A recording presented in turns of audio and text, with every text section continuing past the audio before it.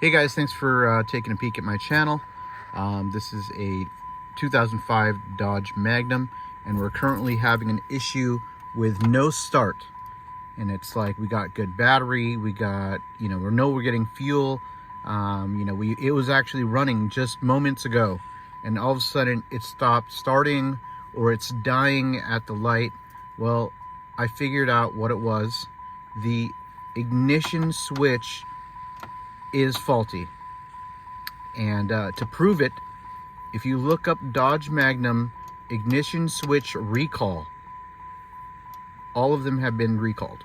So if you haven't had yours repaired, or maybe got it repaired and replaced with the exact same ignition switch, those are getting recalled. So you have to get the updated ignition switch.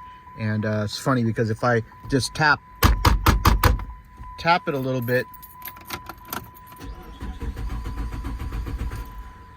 see, it's still not starting. Shake those little contact points in there. I know this looks ridiculous, but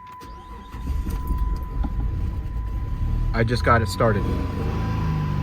So what's happening is, internally, all the contacts that keep your engine's fuel and ignition system running is not making contacts anymore because of the faulty ignition switch.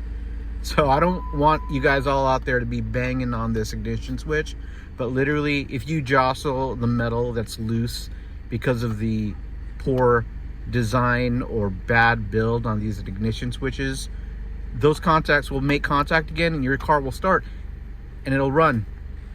And so I know it looked ridiculous, but I literally just had the no start. I gave it a couple more bangs. Obviously, don't destroy your dashboard, but it started right up. So thanks for watching, and go ahead and get your ignition switches done by the dealer for free. You're welcome. Have a great day.